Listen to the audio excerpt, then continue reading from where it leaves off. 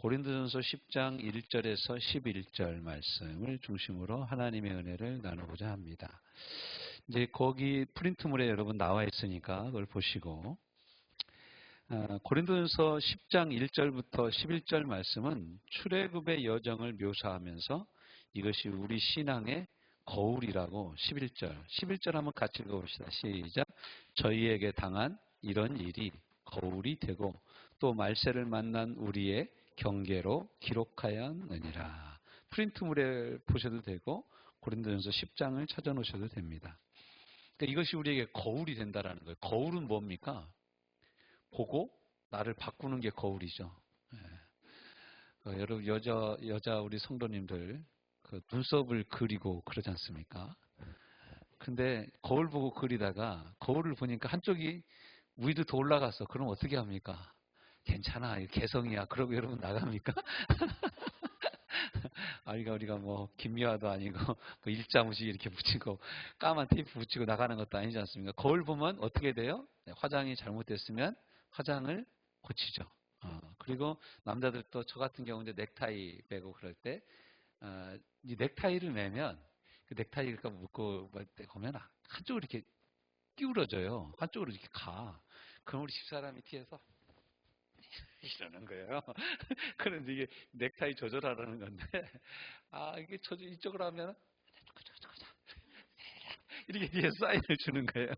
그럼, 도대체 어떻게 하라는 건가? 근데 거울을 딱 보면 내가 어디로 틀어졌는지 내가 정확히 조절을 할 수가 있는 것과 같이 우리 신앙이 어디가 잘못됐느냐를 잘 거울로 볼 수 있는 것이 뭐냐면 구약 성경이고 그 구약 성경 중에 특별히 출애굽 여정이라는 거예요. 그래서 이것을 저는 신앙의 여정이라는 제목을 붙여서 여러분과 함께 은혜를 나누고 오늘은 이 전반적인 10가지에 대해서 나누고 다음부터는 이제 이 첫 번째 복음에 대해서, 두 번째 상한 감정에 대해서, 세 번째는 시험에 대해서, 네 번째는 하나님의 말씀, 다섯 번째는 성령의 임재와 동행에 대해서, 이렇게 뭐 믿음에 대해서, 마지막으로는 순종에 대해서 하나님의 마음을 이렇게 함께 나누는, 여러분이 가지고 있는 노트를 잘 보시면서 함께 은혜를 나누고요. 저는 이제 그런 마음이 있습니다. 저희 교회가 아직 이제 크지를 않아가지고 우리 교회가 부교육자가 없어요. 근데 대부분 이제 제가 자리를 비우게 되면 우리 집사람이 대부분 이제 말씀을 나누고 그러는데, 이제 저희 집사람은 저희 학교 선배입니다. 서울신학대학 선배예요. 제 선배. 저보다 먼저 학교를 졸업을 했어요. 그리고 우리 교회 안에서 신학을 한 분이 이제 우리 하윤혜 집사님이 하셨어요. 제가 이제 전에는 이제 새벽 기도라든가 이런 거 비울 때 우리 하집사님에게도 부탁도 하고 그랬는데, 제가 이제 이 말씀을 여러분하고 나누면서 한 가지 생각하는 건 뭐냐면, 제가 한 1년 없어져도, 제가 한 1년 안 보여도 여러분이 이거 하나씩 다 설교하면 1년 갑니다. 제가 여러분한테 강의했던 내용을 가지고 한 사람이 하나씩만 해도 1년 다 갑니다. 1년도 더 가요. 제가 2021년도 1월 달에 이 신앙의 여정을 시작한 거거든요. 그러니까 여러분, 이 하나님의 말씀은 듣고 떠들어도 늘 새롭고 또 전하는 사람들이 달라도 늘 새롭습니다. 그러니까 여러분이 이제 이 신앙의 여정 이 말씀을 나누면서 이 말씀은 나도 좀 한번 전해봤으면 좋겠다. 그런 분 계시면 저한테 말씀해 주시면 제가 여러분에게 한번 해보세요 하고, 또 듣는 우리는 와 하고 박수 치면서 한번 들어주고, 저는 우리 성도들 모두가 우리 영훈이, 영진이, 영애까지 우리 태희까지 우리 교회 모든 성도들이 다 이 말씀으로 무장이 돼서 언제든지 이 노트 한 권만 가지고 있으면은 누가 뭐라고 해도 하나님의 말씀을 쫙 펼쳐서 말씀을 전할 수 있는 수준에 이르기를 주님의 이름으로 축원합니다. 그러니까 여러분 어떻게 들어야 되냐? 오늘부터는 어떻게 되냐면 따라하십시다. 목사님이 하니까 나도 할 수 있다. 할렐루야. 네. 여러분이 마음에 품고요. 기도하잖아요. 그리고 이제 제가 한번 이제 여행을 떠날 겁니다. 그러면서 최현식 집사님 이번 주 수요 예배 신앙의 여정 1번 하세요. 그래서 가면은 제 집사님 신앙의 여정 1번 가지고 일주일 내내 깡깡 앓는 거야. 가지고 하나님 말씀 붙잡고 씨름하고.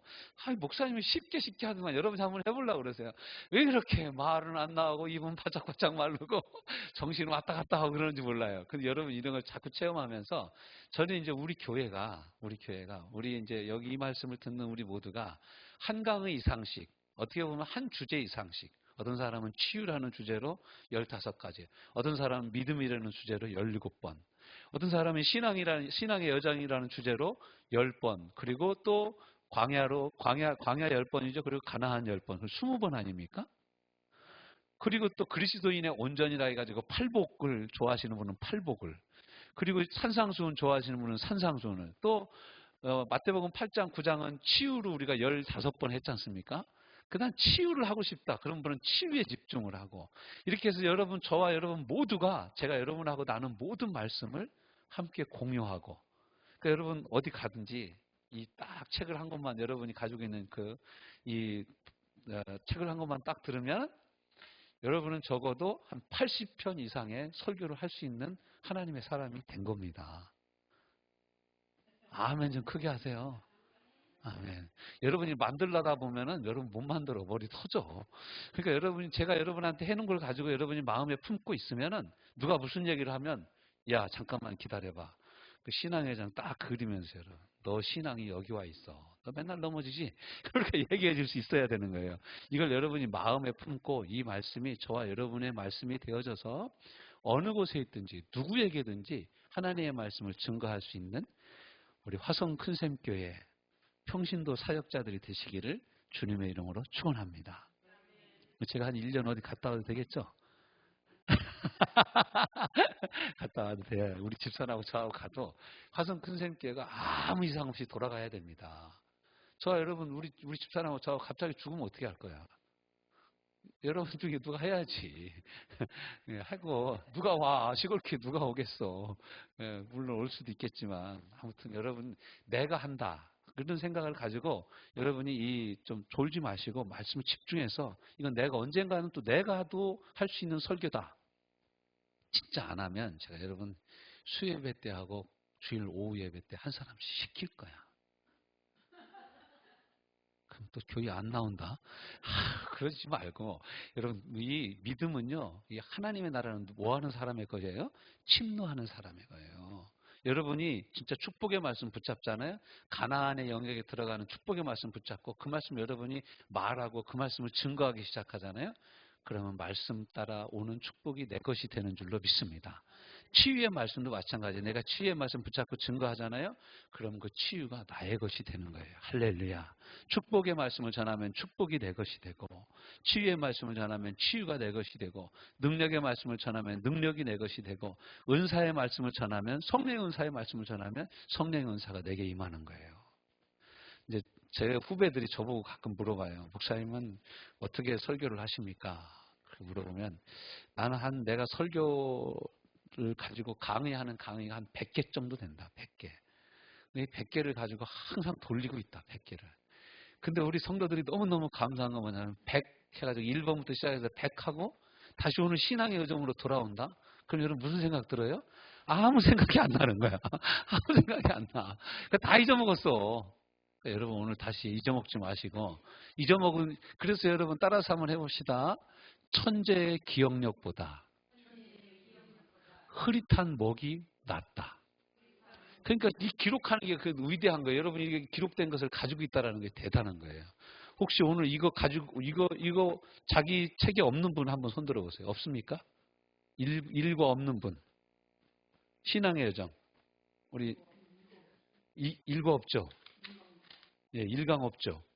예, 우리 저기 집사님 하나 들어요. 예. 이러실 수 있어요. 일강 때 어디 바쁘셔서 어디 가셔서. 제가 한 3장, 4장씩 여러분 이제 가지고 와서 이제 말씀을 전할 거예요. 그때 없으신 분들은 저한테 손을 들어주시면 제가 여러분에게 드리도록 하겠습니다. 자, 보십시다. 그 그림에 보면은 이제 애굽이라고 써 있어요. 이제 이스라엘 백성이 애굽에 들어가서 450년 동안 있다가 하나님이 모세를 통하여서 출애굽을 하시는 장면이죠. 그래서 첫 번째가 뭡니까? 첫 번째. 이 첫 번째가 바로 이 세례라고 하는데 지금으로 보면 복음입니다. 이 복음을 듣고 거듭난 것을 말하고 있어요. 그 세례는 우리가 여러분 세례에는 몇 가지 세례가 있다고 그랬죠? 물 세례가 있고 물 세례는 예수님 믿고 저 예수님 믿습니다라고 고백하는 세례예요. 고백이에요. 그다음에 무슨 세례가 있어요? 성령의 세례가 있다. 성령 충만해야 그리스도인으로서의 삶을 제대로 살 수가 있어요. 여러분 돈 아깝지 않은 사람이 누가 있습니까? 성령 충만하지 않으면 헌금도 못해요. 성령으로 내가 충만하고 은혜가 있어야 헌금을 해도 아깝지가 않은 거예요. 여러분 아깝다면 다시 은혜로 충만하시기를 주님의 이름으로 축원합니다. 그 다음에 세 번째 세례가 있는데 이 세 번째 세례가 뭐냐면 고난의 세례입니다. 성도의 삶에 이유를 알 수 없는 고난이 참 많아요. 우리 집사님들도 보면 아파. 저분이 아플 리가 없는데 저분이 뭐 남을래 무슨 죄를 짓는 것도 아닐 텐데 아파. 물론 이 죄를 짓는지 안 짓는지 주님만 아시지. 그런데 아무튼 그렇게 아파. 이유를 알 수 없는 고난과 역경이 있어. 그건 이게 예수 그리스도의 고난을 내 몸에 같이 채우는 거예요. 내 몸에. 그 주님이 아픈 거야. 야, 내가 내 마음이 너희 교회를 볼 때마다 이렇게 아프다. 아, 주님 이렇게 기도했는데도 내 아픈 게 안 나서요. 야, 내가 너네 교회를 볼 때 이렇게 내 마음이 아파. 주님이 이런 마음을 깨닫게 해주시는 거예요. 여러분 이런 마음도 깨닫는 은혜가 있기를 바랍니다. 그래서 우리가 희생하고 헌신하는 거예요. 예수님의 세례는요. 예수님이 마지막 이 고난의 세례가 뭐냐면 십자가에서 죽으시는 거예요. 고난의 세례. 여러분 이거 받기 싫죠? 고난의 세례는. 근데 다 받아야 천국 가는 거예요. 고난이 사람을 만들어요. 신기하죠?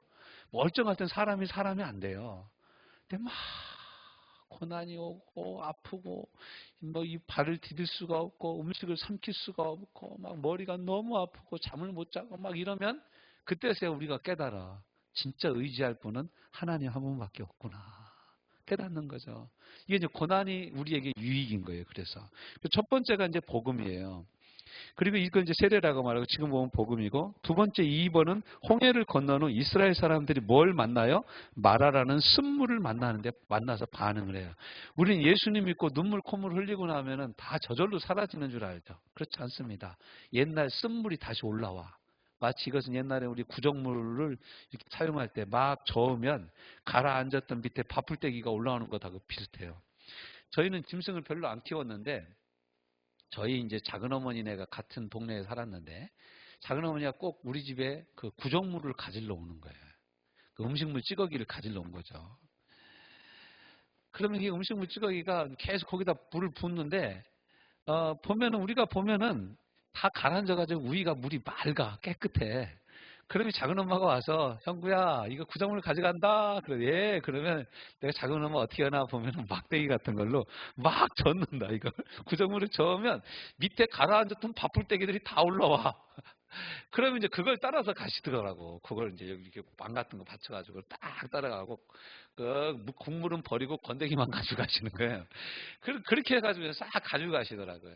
그와 마찬가지로 예수님을 믿고 나서 우리가 예수님을 내 마음에 모시고 났는데도 옛날에 못된 것이 그대로 남아있는 거예요. 또 상처들이 많이 나와요. 상처. 여러분 누가 여러분에게 뭐라고 하면 되게 상처 많이 받으시는 분들 있죠. 제가 한번 여러 유형을 살펴봤는데 이런 유형입니다. 누가 나한테 뭐라고 하면 못 참는 분들 계시죠. 이런 분들은 어려서 많이 부모님한테 이런 욕을 먹고 큰 사람들이에요. 그러니까 이게 이제 예수님 안에서 치료가 안 되잖아요. 그러면 누가 나를 함부로 대한다. 도저히 못 참는 거예요. 도저히 못 참는 거예요. 어떤 사람들도 이렇게 얘기해요. 나는 말 많은 사람이 싫어. 그래서 제가 보면은 그 사람 진짜 말이 많아.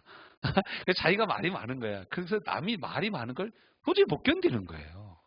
못 견뎌하는 거예요. 여러분 이 상처는 이런 면에서 보면은 아주 확연하게 드러납니다. 근데 이런 상처들이 예수님 안에서 치료돼야 돼요. 이게 치료가 되지 않으면 신앙의 성장이 멈춰요. 그래서 이걸 이제 마태복음 13장에서 예수님이 하나님 나라에 대해서 말씀하시면서 밭의 비유를 얘기하는데 그 두 번째 밭에 속해요. 돌짝밭. 돌짝밭에 씨가 떨어졌는데 떨어지자마자 잘 커요. 근데 뿌리를 못 내려. 왜? 밑에 바위돌이 있는데 어디다가 뿌리를 내려. 그러면서 성경을 예수님이 해석해 주면서 뭐라고 했냐면 말씀으로 인해서 환난이 닥치면 넘어지는 자다. 누가? 돌밭 위에 씨를 뿌린 사람이 그와 같다. 왜 말씀을 인해서 환난이 오면 말씀 때문에 넘어집니까? 이게 내 속에서 치유가 안 되니까 넘어지는 거예요. 내 속에서 치유가 안 되니까 넘어지는 거예요. 그리고 이제 세 번째는 이제 뭡니까? 시험 받는 이스라엘이에요. 시험을 받아요. 테스트죠, 테스트. 여기서 이제 그 템프테이션이 아닙니다. 테스트를 받습니다. 그래서 두 번째 뒷장으로 넘어갑니다. 이스라엘 사람들로 시내산에 이르기 전까지 받는 시험이 있음을 말합니다. 시내산에 이르면 4, 5, 6 말씀과 성막에 대해서 하나님이 모세를 통하여 말씀하셔요. 출애굽기는요 25장부터 시작해가지고 40장까지. 그러니까 15장을 성막에다 하래요. 하나님의 말씀은 출애굽기 20장부터 25장까지인데 그 핵심적인 말씀은 출애굽기 20장에 십계명에 대한 말씀을 마치고 끝이에요. 그런데 성막에 대한 이야기는 성막에서 제사 드리고 뭐 성막을 어떻게 만들어라 뭐 이런 얘기는 15장 이상을 할애를 하는 거예요. 왜 그럴까요? 저를 따라서 한번 해봅시다. 구원이 끝이 아니라 구원받은 다음이 더 길다. 그러니까 여러분 우리가 예수님 믿고 변화됐어. 예수님 내 마음에 오시고 너무 좋아. 저는 주일학교 찬양이 요즘 가끔 생각나요. 예수님 너무 좋아, 너무 좋아, 너무 좋아. 예수님 너무 좋아, 너무 좋아. 이렇게 너무 좋아, 너무 좋아. 이렇게 율동하잖아요. 그 찬양이 요즘 자꾸 생각이 나. 예수님 너무 좋으신 분이지. 그런데 여러분 너무 좋은 예수님하고 사는데 여러분 삶은 좋습니까? 나쁩니까? 좋을 때도 있고 나쁠 때가 더 많죠. 이런 삶이 우리 가운데 있는 거예요. 그래서 우리 삶에 항상 테스트, 하나님의 테스트가 있는 거예요. 사탄은 우리를 테스트하지 않습니다. 우리나라 성경에는 똑같은 시험이라고 나오는데 정확히 따지면 유혹입니다. 사탄은 우리를 유혹해요. 그래서 여러분 이게 영어로 치면은 이게 두 가지예요. 하나님이 우리를 훈련할 때는 테스트라고 그래요. 테스트, T-E-S-T. 테스트는 뭡니까? 왜 테스트를 합니까? 네? 이 사람 테스트를 해가지고 합격시켜가지고 더 좋은 자리를 주려고 테스트를 하는 거예요. 그러니까 하나님이 광야에서 이스라엘 백성을 시험했듯이 우리 삶에서 하나님 우리를 시험한다라는 건 뭐예요? 우리에게 좋은 것을 주려고 우리를 훈련시키시는 거예요. 근데 사탄은 뭐냐? 사탄은 우리에게 템프테이션. 템프테이션. 이건 유혹입니다. 이건 빠지면 죽는 거예요. 빠지면 마치 함정과 같아서 우리를 죽이는 대로 이끄는 것이 사단이 우리를 시험하는. 그러니까 사단이 아담과 하와를 어떻게 한 거예요? 템프테이션 한 거예요. 시험이 아니라 템프테이션 한 거예요. 먹어봐, 영애야, 이거 맛있어. 이거 먹으면 영생한다니까.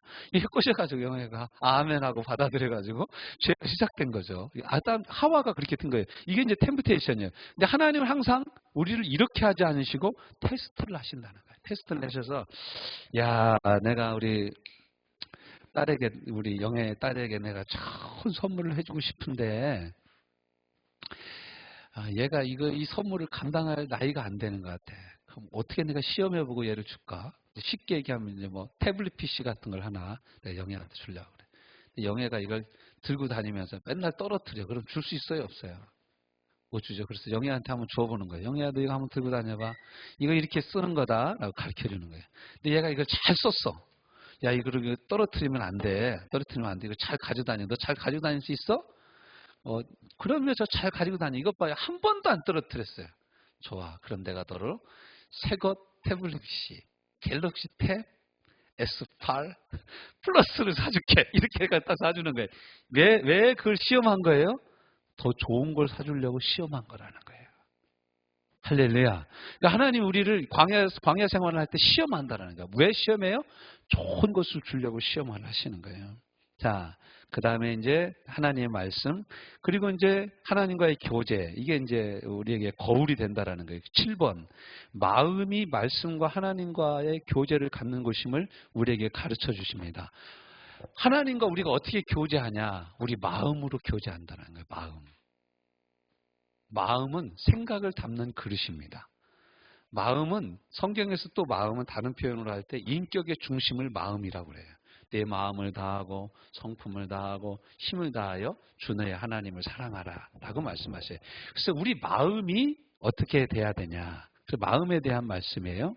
그리고 이제 8번으로 넘어가면 8번째는 믿음에 대해서 기준을 세우고 믿음이 활동하는 최적의 모습은 무엇이냐. 믿음으로 산다라는 것은 무엇이냐를 우리에게 가르쳐주는 말씀 우리가 공부를 합니다. 9번은 뭐예요? 이제 가데스 바네아에 옵니다. 가데스 바네아에 와서 12정탐꾼을 보내가지고 좀 정탐하고 하라고 40일 동안 정탐하러 보냈는데 두 사람 여호수아와 갈렙은 그들은 우리 밥입니다. 크긴 하지만 하나님께서 우리에게 주시면 그거 우리 밥입니다. 가서 치러 올라갑시다. 근데 10사람은 뭐라고 합니까? 가나안 땅이 좋긴 한데 그 사람들과 우리를 비교하면 그 사람들은 거인이고 우리는 메뚜기더라. 그래서 이것은 이제 메뚜기 신드롬이라고 그러는 메뚜기 신드롬. 세상만 보면 메뚜기처럼 작아지는 사람들은 이제 메뚜기 신드롬이라고 그래. 이게 이제 여기서 불순종을 하죠. 하나님이 들어가라. 가나안 땅을 차지하라는 말씀을 거꾸로 우리는 못 들어간다. 야, 차라리 우리가 금송아지나 이렇게 우상을 만들고 지도자를 세워서 모세 대신 지도자를 세워가지고 차라리 애굽으로 돌아가자. 그러니까 하나님이 그 얘기를 다 듣고 민수기 14장 28절에서 뭐라고 합니까?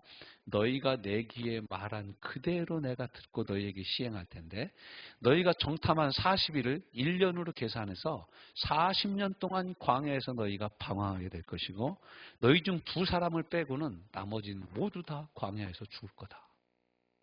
무서운 얘기예요. 그러니까 여러분 광야의 최종적인 시험은 뭐예요? 순종이에요. 순종. 하나님의 말씀에 내가 순종할 것이냐.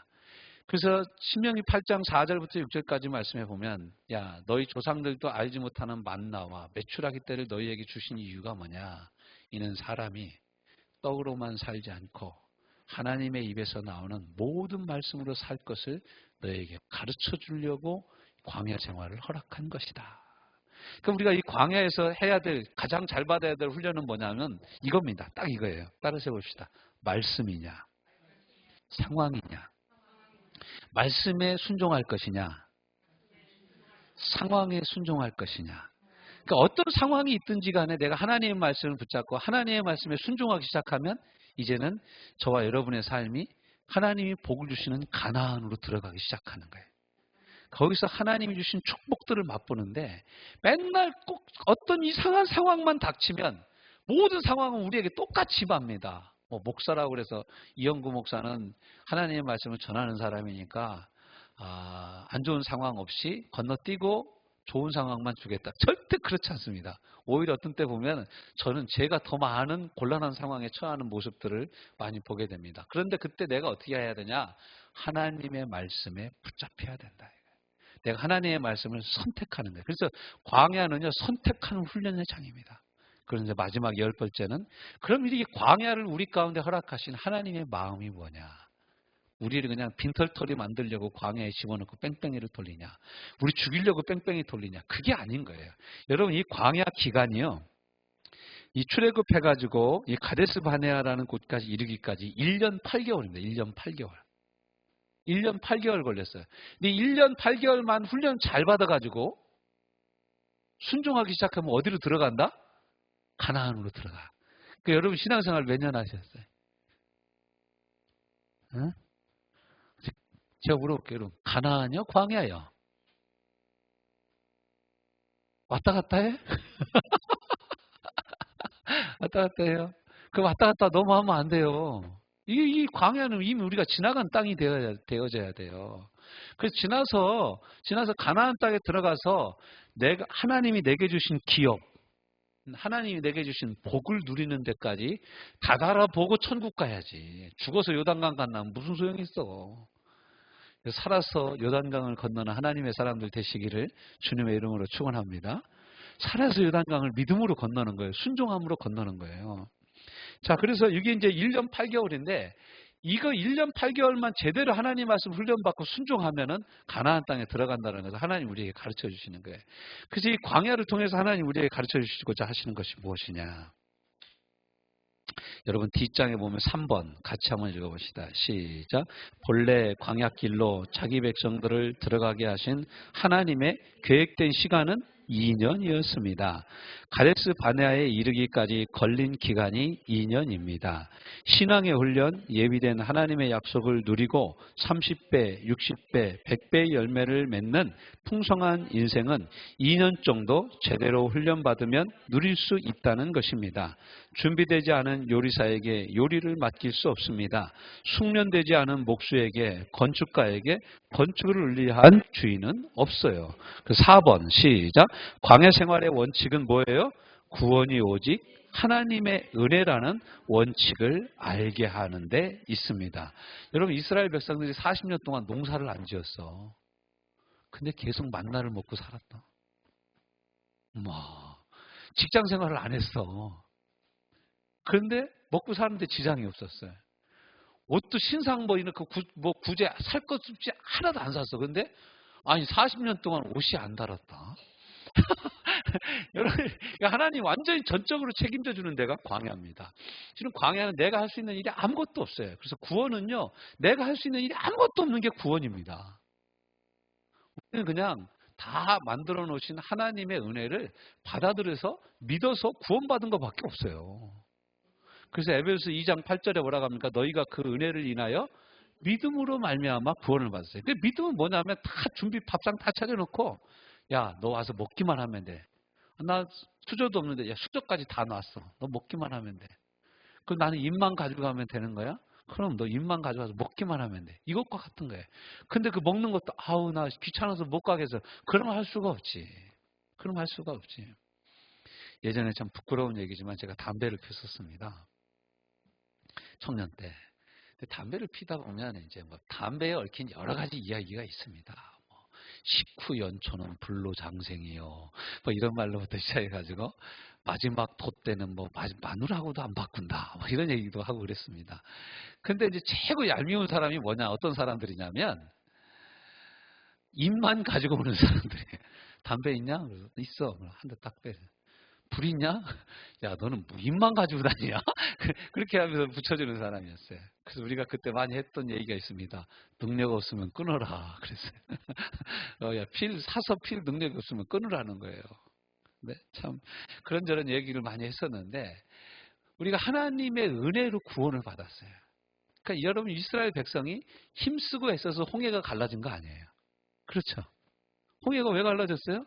하나님이 가르쳤어요. 애굽에서 나올 때 이스라엘 사람들에게 막 금은 보화를 내줬어요. 왜냐하면 하나님이 그들 마음 가운데 애굽 사람들 마음을 그렇게 움직여줬어요. 그랬더니 종이 나가는데 종 퇴직금을 준 거예요. 쉽게 얘기하면. 이거 말이 됩니까? 노예가 나가는데 노예 퇴직금을 줬어요. 그 당시에.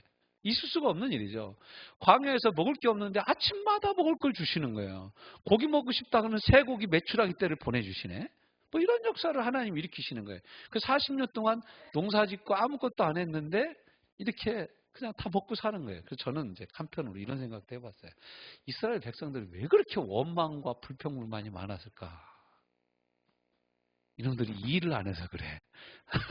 일을 그냥 아침부터 저녁까지 빡세게 굴렸으면은 피곤해서 자야 될 거 아니에요. 근데 이거 맨날 또 아침에 눈만 뜨면은 만나 떨어져 그거 갖다 먹어. 할 일이 없어. 놀다가 점심 또 먹어. 그 저녁 먹고 또 자. 그 불기둥이 싹 지켜져. 낮에는 불기둥이 지켜져가지고 안 뜨거워. 밤에는 불기둥이 내려가 있어가지고 안 추워. 이 세상에 이런 게 중앙난방이 저절로 되는 거지. 근데 그렇게 해서 너무 일을 안 해가지고 제가 보기엔 너무 일을 안 해가지고 늘 불평불만이 많은 게 아닌가. 그런 생각도 한편으로 해봤습니다. 그렇지만 구원은 절대적인 하나님의 은혜라는 것. 이것이 광야 생활을 통과하는 크리스찬들에게 하나님이 하시는 말씀이라는 거예요. 네. 그래서 무던히 이스라엘 백성은 고기로, 물로, 과거 애굽에 대한 향수로 살려 하지만 하나님의 원칙에는 변함이 없어요.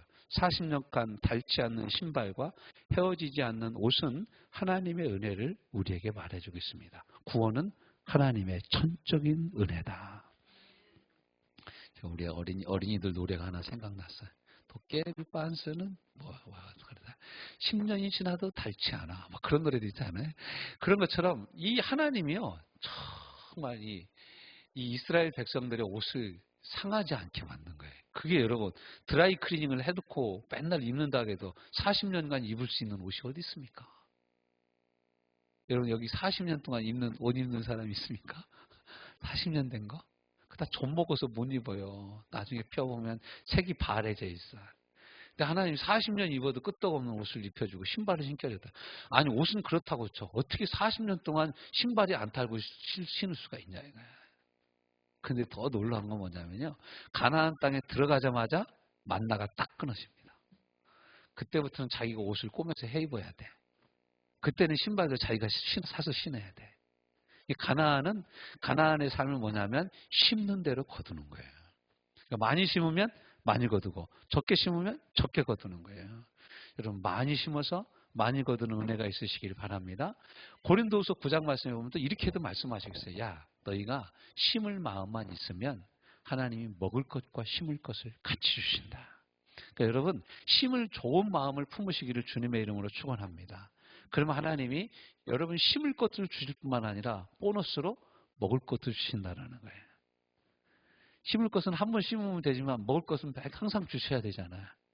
그러니까 여러분 이 영적인 원칙들이 참 놀랍습니다. 우리가 기도 응답을 바라잖아요. 그런데 마가복음 11장 24절은 뭐라고 합니까? 너희가 기도할 때 믿고 구한 것은 어떻게 하라고요? 받은 줄로 믿으래. 그리하면 그대로 되리라. 우리는 어떻게 합니까? 그대로 되면 믿어드릴게요. 그렇지 않을까? 성경 그렇지 않습니다. 영접하는 자, 곧 그 이름을 믿는 자들에게는 하나님의 자녀가 되는 권세를 주셨으니 이렇게 얘기합니다. 여러분 예수님이 누구신지를 아는 것으로만 구원받을 수 없습니다. 믿어야 구원받는 거예요. 믿고 기도해야 응답받는 거예요. 믿고 간구해야 하나님이 먹을 것과 심을 것을 같이 주시는 것이죠. 자, 5번 같이 읽어봅니다. 시작. 언제쯤이면 광야가 끝나고 하나님이 예비하신 가나안의 풍성한 삶을 경험할 수 있습니까? 무수한 광야의 상황에 매여 사는 것이 아니라 하나님의 말씀에 반응하여 순종할 때입니다. 이것이 그렇게 쉽지 않습니다. 이것이 온전해지게 하는데 10가지 훈련의 원칙을 우리에게 적용하고자 합니다. 어떤 분은 이 10가지 중에 탁월하게 감당하는 사람이 있을 것입니다. 어떤 분은 이미 가나안에 들어와 있는지도 모릅니다. 그러나 이것을 함께 공부하는 가장 주된 이유는 흩어진 진리들을 정리하고 우리의 연약한 부분을 세워나가는 데 있습니다. 우리 중 어느 누구도 완전하지 않습니다. 아직도 약한 부분이 있습니다. 이것을 인정하고 우리가 이 신앙의 여정을 쭉 공부해 나가자는 거예요. 할렐루야. 그래서 이 광야 생활의 가장 큰 특징은 뭐라고요? 광야는 구원의 은혜, 구원은 하나님의 은혜다. 그 다음에 두 번째는 뭐예요? 광야 생활을 졸업하는 가장 좋은 방법은 뭐냐? 상황에 끌려서 이리저리 헤매는 인생이 아니라 말씀에 이끌려서 풍랑이 일어도 바람이 불어도 무슨 일이 있든지 간에 하나님의 말씀을 붙잡고 순종하는 사람이 가나안 땅에 들어가기 시작한다라는 거예요. 이 여러분이 신앙의 여정 공부하면서 저와 여러분이 가나안에 들어가서 하나님이 저와 여러분을 위하여 예비해 놓으신 은혜와 복을 누리는 놀라운 축복이 있기를 주님의 이름으로 축원합니다.